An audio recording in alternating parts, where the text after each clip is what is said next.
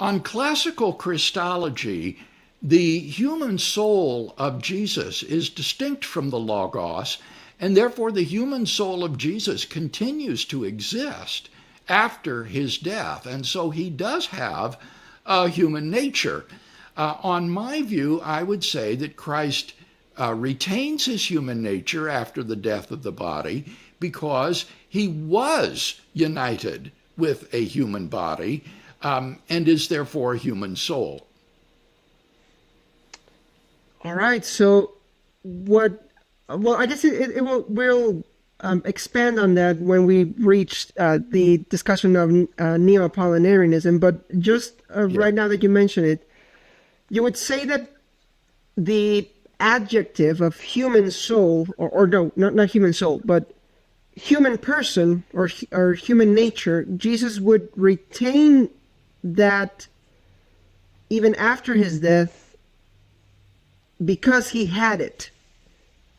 Because he had a human body. That's right. That the person who survives the death of the body is a person that had a human body, and therefore, in that sense, can be said to be a human soul or person. Hmm.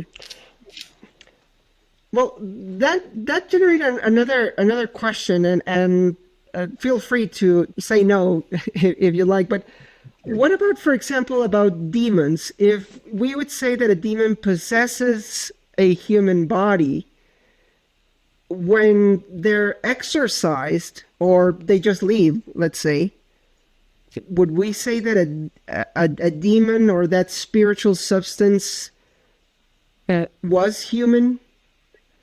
No, now that's a really good question, but I do not think that demonic possession is a case of the of a union so intimate as the union of the soul with its body. The union of the soul with its body is much, much more intimate than an indwelling demon.